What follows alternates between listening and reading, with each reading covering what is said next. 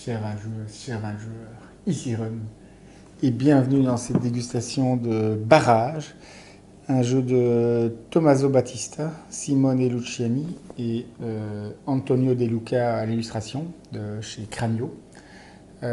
Simone Luciani, Grand Austria Hotel, Newton, Tolkien, Lorenzo il Magnifico. Donc un petit track record assez intéressant et là on est totalement dans la lignée. Donc une bombe atomique de nouveau de bonheur ludique qui continue l'année 2019 qui est absolument exceptionnelle. Donc du bonheur, du bonheur, du bonheur, du bonheur.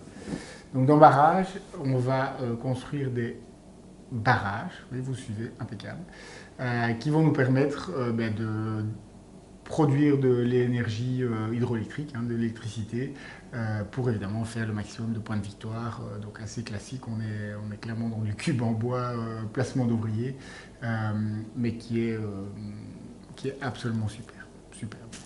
Voyons ça immédiatement d'un petit peu plus près, avec le tableau global, le plateau global. Donc là, on est dans la nature, où on va construire nos barrages, nos connecteurs et nos centrales hydroélectriques. Les trois sont nécessaires, sachant que barrage et centrale hydroélectrique, elles doivent être... centrale hydroélectrique, elle doit être à soi, absolument. Le barrage, vous voyez qu'au départ, il y a des barrages neutres qui sont placés de manière aléatoire, ce qui est d'ailleurs une grande caractéristique du jeu à mentionner, c'est qu'il y a énormément de variabilité, il y a plein de tuiles différentes, il y a un placement au départ, il y a vous verrez, chaque joueur a un plateau asymétrique personnel, etc., etc. Donc il y a énormément de variabilité et de rejouabilité, donc c'est absolument top. Donc on peut utiliser les barrages neutres, mais il faut sa centrale hydroélectrique, et il faut un connecteur, et on peut utiliser le connecteur des autres, mais dans ce cas-là, on devra payer. On devra payer de l'argent et des points de victoire par goutte d'eau transmise. Donc c'est plus intéressant évidemment d'avoir son connecteur.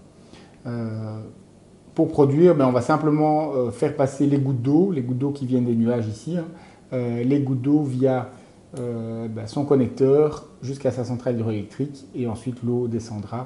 Mais je vais y revenir un petit peu plus tard quand on verra l'action produire de l'électricité. Ça c'est le plateau général.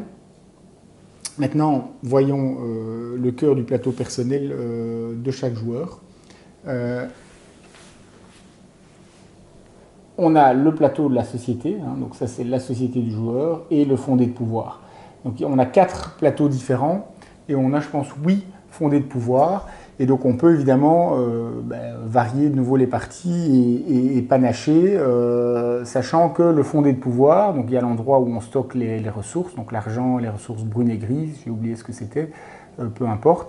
Et en dessous, vous avez le talent, on va dire, personnel du fondé de pouvoir, donc la capacité spéciale qui est différente et qui va évidemment orienter votre partie et la manière de jouer. Donc ça c'est top parce que vous n'êtes pas obligé de jouer aveuglément uniquement en fonction de ça, mais ça va vous donner un avantage. Et donc évidemment si vous êtes un peu smart, bien sûr ce que vous êtes en tant que lectrice et lecteur de vin de jeu, et bien évidemment vous allez en profiter et orienter votre manière de jouer. Alors le plateau personnel, qu'est-ce qu'il reprend? Il reprend les 4 types de bâtiments qu'on va devoir construire tout au long de la partie. Donc les barrages, les extensions de barrages, on peut agrandir le barrage pour qu'il puisse retenir plus d'eau et évidemment produire plus d'électricité, jusqu'à concurrence de 3 niveaux maximum, donc le barrage plus 2 extensions. Les connecteurs, qui seront obligatoires comme j'ai expliqué pour envoyer l'eau, et les centrales hydroélectriques. Donc on commence avec 5, 5, 5 et 4 de chaque. Et chaque fois, on va prendre la première en partant de la gauche et ainsi de suite et les construire sur le plateau. Alors, vous voyez, il y a encore plusieurs choses à dire, mais chaque fois qu'on révèle quelque chose, et ça on le sait au-dessus, on sait ce que c'est en lisant au-dessus, on va obtenir immédiatement le bonus en question qui est mentionné. Et on va également l'obtenir à chaque début de tour lors de la phase de revenu. Donc c'est clairement intéressant et important d'avoir ça en tête au moment où on planifie, dans quel ordre je fais quoi, est-ce que je construis d'abord plusieurs barrages, plusieurs connecteurs en utilisant les barrages neutres, etc. Parce qu'on aura les bonus et donc il faut intégrer ça on va dire, dans son calcul. Le coût des bâtiments est mentionné ici à gauche. Et très logiquement, ça, on le reverra tout à l'heure, mais j'ai oublié de le mentionner, sur le plateau global, eh bien, il y a, tout en haut, on a les montagnes, puis les collines, puis en dessous les plaines. Et évidemment, de manière évidente et logique, il est plus compliqué et plus onéreux de construire en montagne. Donc, pour construire le barrage, ça coûtera 5 ressources brunes. Dans les collines, seulement 4. Dans les plaines, 3. Même chose pour les extensions. Là, ce sont des ressources grises. 4, 3, 2. Pour construire un connecteur, on devra payer 2 ressources brunes par niveau de connecteur. Je vais y revenir aussi au moment de la production pour expliquer ce que c'est. Il y a des connecteurs de niveau 1 à 5, je pense, le maximum. Et pour construire les centrales hydroélectriques, là, c'est une simple petite échelle logarithmique. Donc, le premier coûte 2, 3, 4 et 5 pour le deuxième, troisième et quatrième. Pour construire les bâtiments en question, eh bien, on va utiliser ces ouvriers. On a 12 ouvriers au départ, je ne l'ai pas mentionné. Et d'ailleurs, je fais une petite digression. On a 12 ouvriers, ni plus ni moins. Donc, on n'a pas d'action gagner un ouvrier supplémentaire, comme dans pas mal de jeux de placement d'ouvriers. Et ce qui est pour moi une très bonne idée, parce que très souvent, dans les jeux où on a une action supplémentaire, enfin une action gagner un ouvrier supplémentaire, eh bien, il est quasi obligatoire de se précipiter le plus vite possible dès qu'on en a l'occasion pour augmenter son nombre d'ouvriers, parce qu'évidemment, on a plus d'actions, égale plus de ressources, égale plus de développement. Ici, tout le monde commence avec 12, ni plus ni moins, ça ne bougera pas de la partie, donc on est à armes égales, et il n'y a pas d'avantage, mais tu étais le premier joueur, tu as déjà l'action supplémentaire, etc.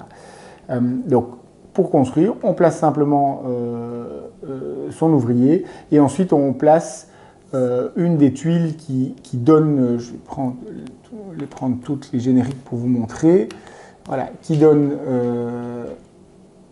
l'action en question, donc les 4 bâtiments et un joker qui peut être utilisé au choix, et je la place dans ma roue personnelle, je vais y venir dans 5 secondes. Pour la deuxième, ça coûte 2 ouvriers, 3 ouvriers dans le même tour pour la troisième, et carrément la quatrième éventuellement, 3 ouvriers, et en plus payer 3 pièces. Muni de cette action, imaginons que je veux construire un barrage, je le mets dans la roue d'action tout en haut, je paye le coût.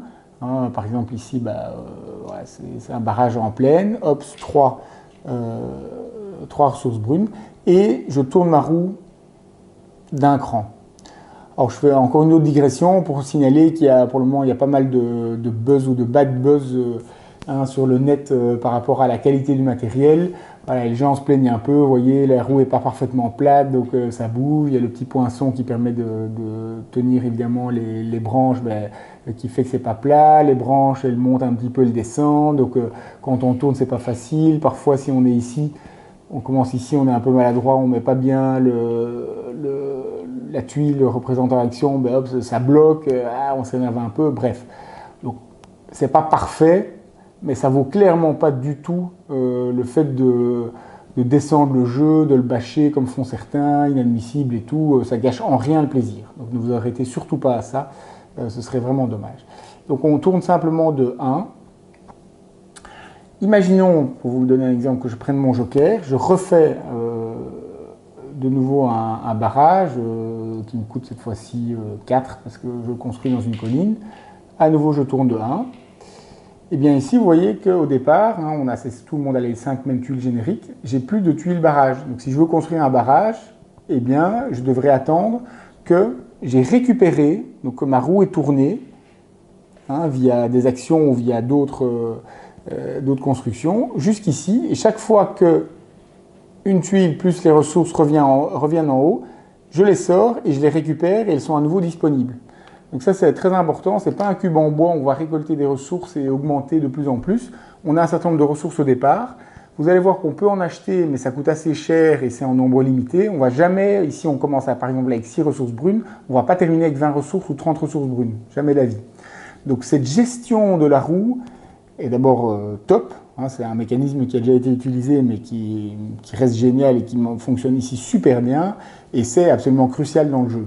Donc il faut essayer évidemment de faire tourner le plus vite possible mais on a plein d'autres choses à faire donc il faut essayer d'optimiser soit via les actions sur le plateau principal que je vais vous montrer, soit via des bonus qui peuvent être obtenus de différentes manières. Alors, action justement générale disponible pour tout le monde sur le plateau ici à gauche du plateau principal. Première action, production d'énergie. Donc ça, c'est évidemment le cœur du jeu. C'est la base. Eh bien, on regarde d'abord à gauche, on va mettre nombre d'ouvriers requis, ici 2 ouvriers. On va faire la production, je vais vous expliquer sur le plateau, avec ici un bonus de plus 2. Si on était 4 joueurs, on a joué une partie à 3, eh bien cette action-là deviendrait disponible, ce qui n'a pas été le cas dans notre partie. Là, c'est seulement plus 1 comme bonus. Troisième possibilité, produire sans aucun bonus. Quatrième, avec un bonus de moins 1. Cinquième, ça coûte que 1 ouvrier. Donc, soit parce qu'on est short en ouvriers ou bien on veut les économiser. Mais là, on a moins 2 au niveau de la production. Et alors du côté droit, vous avez les mêmes actions, mais qui coûtent plus cher. Vous voyez ici, c'est 3 ouvriers au lieu de 2. Et en plus, on doit payer 3 pièces. Même chose pour les 4. Et ici, au lieu d'un ouvrier, on en paye 2. Donc, il y a pas mal d'actions qui sont disponibles et ce principe vaut pour toutes les actions du plateau. Mais évidemment, une fois qu'elle est prise, à droite, c'est plus cher. Mais souvent, on n'a pas le choix. Vous voyez ici, à la fin de la partie, le nombre de productions qu'on a faites, parce que c'est le cœur du jeu, on est obligé d'aller là, pas dès qu'on peut, mais quasi. Alors, production, concrètement, je vais prendre une petite goutte ici pour vous montrer. Production, ça veut dire quoi? Ça veut dire qu'on doit avoir un barrage, éventuellement avec des agrandissements, pas obligatoire, sachant que le niveau du barrage détermine le nombre de gouttes qui vont être retenues par le barrage. Donc ici, ce barrage peut retenir jusqu'à 3 gouttes. Ceci ne peut retenir qu'une goutte. Celui-ci peut retenir 2 gouttes. Il me faut un connecteur et le tuyau qui va jusqu'à la centrale hydroélectrique. Donc quand je choisis de produire, par exemple, pour ce barrage-ci, eh bien, je prends mes 2 gouttes, je les fais passer par mon connecteur, par mon tuyau jusqu'à ma centrale hydroélectrique et je vais gagner autant de production d'électricité que le nombre de gouttes multiplié par la valeur du connecteur. Donc ici 4. Si j'avais pris le connecteur de l'autre côté, je ne sais pas si on voit bien avec la caméra, mais ça c'est 3. Si j'étais passé par cette centrale-ci. Voilà, il y a les connecteurs à 5, à 2, à 1, etc. Donc ici 4 fois 2, 8. Imaginons que j'ai pris, l'action, j'ai payé avec l'action bonus, plus 2, 10. Ça veut dire quoi? Eh bien que je vais avancer mon marqueur sur le niveau d'énergie produite jusqu'à 10. Même chose, hop, le joueur noir produit, lui produit 6, le joueur vert produit 11, et ainsi de suite. Bon, on avance. Et ensuite, à la fin du... Non, je vais expliquer ça après, ce sera peut-être plus simple. Le scoring, je vais le laisser pour plus tard. Donc ça, c'est la production. Nombre de gouttes fois la valeur du connecteur. Ensuite, on a l'action, justement, amener des gouttes. Vous voyez que sur chaque chemin, on va dire, sur le premier lag, eh bien, on a 4 nuages. Au début de chaque tour, on va en fait mettre des gouttes en fonction du nombre qui est indiqué sur les tuiles qui sont aussi, il y en a 4 autres je crois disponibles, donc les parties vont être très variables, les configurations vont être très variables. Ici par exemple 0 goutte au premier tour, 1 goutte au deuxième, imaginons que j'ai une goutte. Bien, je mets ça au début du tour, et à la fin du tour, cette goutte va descendre jusqu'à l'endroit où elle sera bloquée par un barrage. Donc ici imaginons elle arrive là, pas de barrage, elle descend.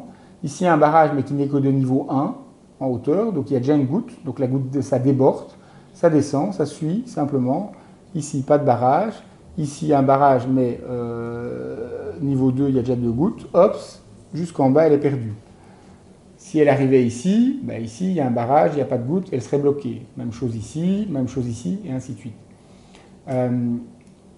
Donc là, j'ai la possibilité de mettre 2 gouttes dans un nuage, soit un nuage qui a déjà des gouttes, soit 2 différents, soit un nuage où il n'y a pas de gouttes. Et cette action-ci va me permettre de mettre une goutte et de la descendre directement jusqu'au barrage en question. Puisque si je mets 2 gouttes ici, je dois attendre la fin du tour pour qu'elle descende et le tour suivant éventuellement pour produire l'électricité. Par contre, si je descends ma goutte immédiatement, imaginons ici, hop, elle arrive directement au barrage qui bloque et là je peux directement produire si j'ai encore les ouvriers nécessaires et si l'action est disponible. Même principe, comme expliqué, ça vaut pour, vous avez compris, pour toutes les actions. Donc là, ça coûte 1. Si c'est déjà pris, je peux faire la même chose, mais ça coûte plus cher. Souvent, on doit payer et mettre plus d'ouvriers. Ici, on met autant d'ouvriers qu'on veut, à infini, jusqu'à concurrence de 12 évidemment, puisqu'on en a que 12. Et on gagne autant de pièces d'or que le nombre d'ouvriers mis. Et tout le monde peut s'y mettre. Alors que, évidemment, les autres actions, vous avez compris aussi, une fois qu'on est dessus, plus personne, ni une autre joueuse ou un autre joueur, peuvent s'y installer. Quatrième action, super importante, l'action qui permet donc de faire avancer sa roue. J'ai expliqué, on met ses ressources et la tuile qui a permis de construire un bâtiment, on la récupère seulement quand la roue a fait un tour complet. Ben ça permet de tourner la roue d'un cran. La clé anglaise plus 1. Ici, on doit payer 2, mais on tourne la roue de 2. Et là, encore beaucoup plus cher, on paye 5, mais on tourne la roue de 3. Donc, ce qui, évidemment, sur une roue à 6 parties, fait accélérer solidement les choses, mais évidemment, ça coûte plus cher, 2 ouvriers et 5 pièces. Et encore pire, si quelqu'un a déjà pris la place, là, ça peut être 3 ouvriers et 5 pièces plus 3 pièces. Donc, très cher, mais souvent important. Cinquième action, c'est l'action qui permet d'obtenir des ressources. Et vous voyez qu'on paye respectivement 2, 4 ou 5 pièces pour avoir une ressource brune, une maigre ressource brune. On commence à 6. Il n'y a que 5 tours de jeu. Donc, même si on utilisait 2 de ces, par exemple, de ces actions, ce qui est probablement suicidaire honnêtement, en plus une partie à 3, donc on payerait 3 ouvriers, on aurait 2 brunes en plus et une grise. Les grises, on commence avec 4. Donc on ne va pas faire ça 5 tours, c'est impossible. Donc on ne va jamais terminer avec 20 ou 25 ressources. Toujours le même principe, plus cher à droite. Et enfin, last but not least, on a la partie du plateau des actions avec les tuiles objectifs. Tuiles objectifs, même chose, donc ici on paye 1 pour avoir une tuile, 4 joueurs, et là on paye 2 ouvriers, une pièce, mais pour choisir 2 tuiles parmi celles disponibles. Et les tuiles, c'est quoi ? Quand on va produire de l'énergie, si on a un objectif qu'on a déjà acheté précédemment, imaginons ici, si on produit suffisamment d'énergie, ici 4, il faut produire au moins 4, on va recevoir le bonus qui se trouve à droite. Et ensuite, une fois ça fait, on va retourner l'objectif qui va être réalisé, et en fin de partie, dans certains cas, ça donnera des bonus, il y a des tuiles qui permettent de gagner des points par rapport aux objectifs, etc. Et donc ça, c'est évidemment une gestion qui est extrêmement importante aussi, parce que ces tuiles objectifs permettent d'avoir des bonus qui peuvent être hyper intéressants. L'argent, on n'a pas beaucoup d'argent dans le jeu, donc 5 pièces, c'est pas mal. Ici, 3 points, une ressource brune, je l'ai dit, on n'a pas beaucoup. Et on avance en plus sa production d'énergie de 2. Vous allez voir, ça peut être important. Donc ces objectifs sont assez importants. Il y a 3 niveaux, vous avez déjà vu, 2, 4, 5, 6, 8, 9. Selon l'état, et donc dès que quelqu'un choisit, voilà, moi j'achète celui-ci, et bien hop, on met un nouvel objectif juste derrière, et ainsi de suite. Dernier point à expliquer avant le scoring final, donc le tableau expert en fait, donc ça c'est dans le jeu expert, qui n'est pas obligatoire dans le jeu de base, et ça permettra d'acheter, donc pour 2 ouvriers et 5 pièces, une des 3 tuiles construction disponible. Et ces tuiles auront exactement les mêmes effets que les tuiles génériques qu'on a au départ. Vous voyez, ça, centrale hydroélectrique, barrage, etc. Mais avec des bonus associés. Et bonus associés qui peuvent être extrêmement puissants. Donc au départ, ici j'en ai remis 3 juste pour vous montrer, mais donc on a 3 tas, niveau 1, 2, 3. On commence par les niveaux 1. Les niveaux 1, les bonus sont plus simples et plus légers. Niveau 3, comme ici, les bonus sont très puissants. Ici, c'est je construis une centrale hydroélectrique et pour chaque centrale hydroélectrique que j'ai déjà construite, y compris celle que je viens de mettre, je reçois 3 points. Donc si j'en ai 3 ou 4, ça me fait 9 ou 12 points, donc ce qui est conséquent. Et donc ça, évidemment, ça permet, jeu expert, c'est obligatoire, il faut prendre ça tout de suite, ça permet une montée en puissance énorme, ce qui est d'ailleurs valable pour tout le jeu dans son ensemble, une montée en puissance énorme dans le jeu. Au début, on rame, on construit, on réussit à peine à faire une petite production au premier tour, puis deuxième, troisième tour, quatrième, et puis à la fin, c'est vraiment hyper puissant, parce qu'on a des tuiles plus puissantes, on a des bonus, on a plus d'argent de ressources, on fait tourner sa roue, donc c'est top.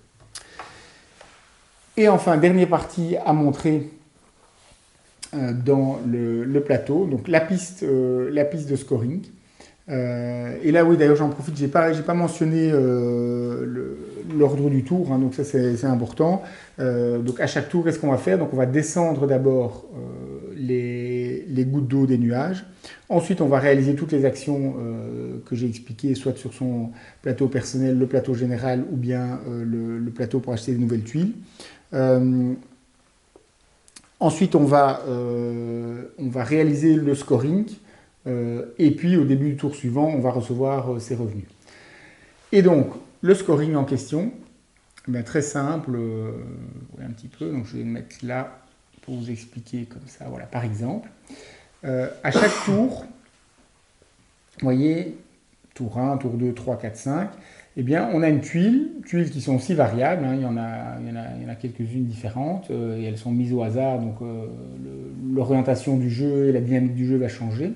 Eh bien, on va regarder la tuile du tour en cours, imaginons qu'on est au tour 3. Ici, on va scorer 4 points pour chaque agrandissement de barrage, donc les élévations de barrage, hein, comme ici, boum, qu'on a construites. Le vert, imaginons il a 3 extensions, il va scorer 12 points. Il se trouve bien dans la zone du tour en question. Le rose se trouve encore dans la zone du tour précédent.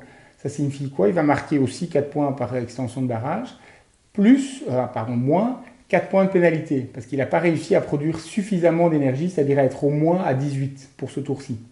Le noir, encore pire, 4 points par extension, moins 4 points, moins 4 points, parce que lui, il est carrément dans la zone 1.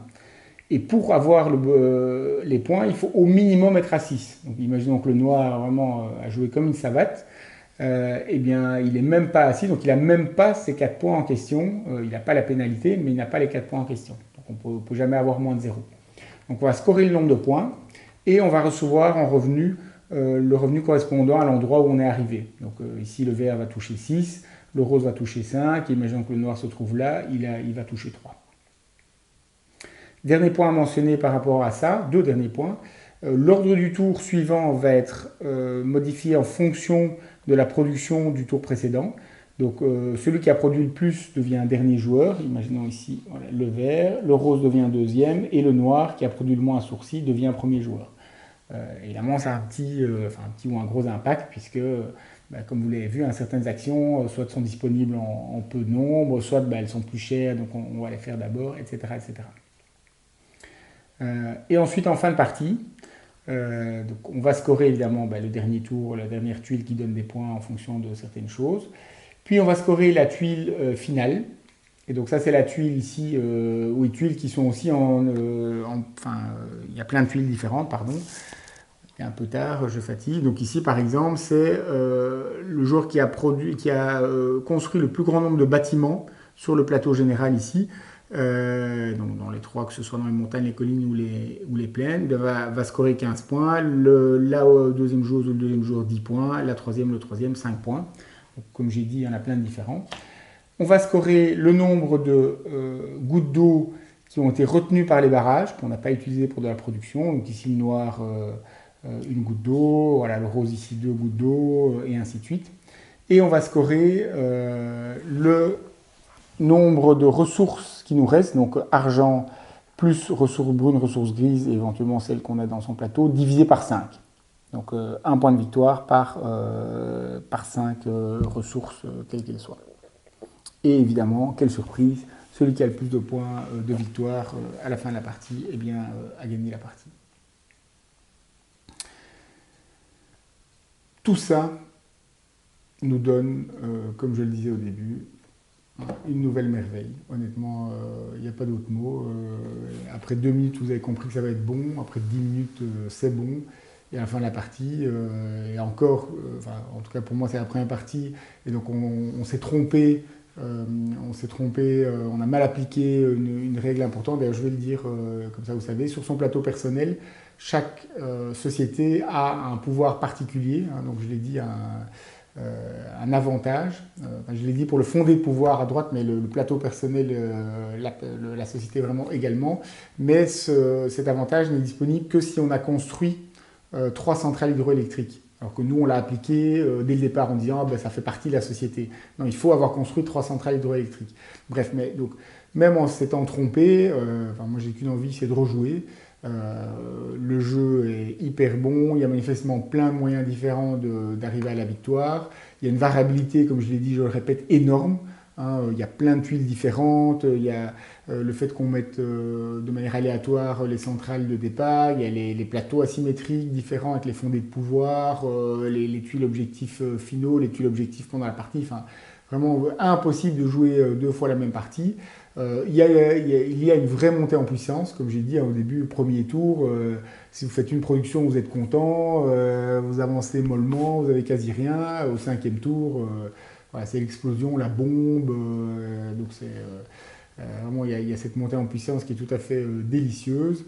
Il y a de l'interaction, puisque évidemment, comme vous avez vu, l'eau se déverse. Donc si vous avez un barrage dans la montagne, ben, vous ouvrez les vannes pour produire, ben, derrière l'eau elle va continuer à s'écouler, donc si un autre joueur ou une autre joueuse a mis un barrage juste derrière, ben, elle va récupérer l'eau et elle pourra à son tour produire. Donc il y a vraiment une interaction réelle, et bien sûr dans le placement c'est du placement d'ouvriers, donc dans le fait qu'on peut prendre, parfois bloquer, mais en tout cas prendre les meilleures positions ou les positions les moins chères, donc il faut vraiment regarder ce que l'autre va faire, hein, est-ce qu'elle va jouer ça d'abord, etc., etc. Donc il y a de la vraie interaction, et...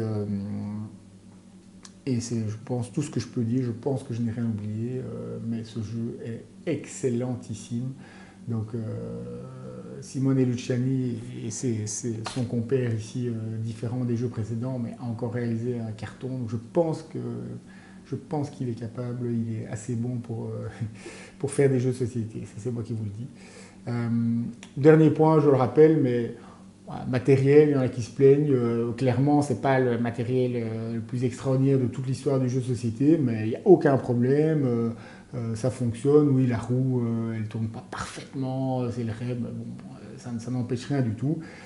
Les goûts et les couleurs, ben ça, comme je l'écris souvent, ça c'est chacun aime ce qu'il aime. Donc vous aimez pas, mais c'est tout à fait clair. L'iconographie est nickel, il n'y a aucun souci. Donc vraiment, ça gâche en rien du tout le plaisir du jeu. Donc, du bonheur, du bonheur, du bonheur.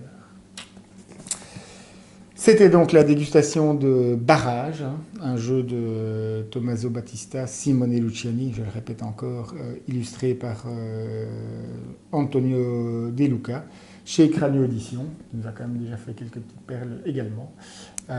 J'espère que ça vous a plu et je vous souhaite une excellente dégustation. À très bientôt.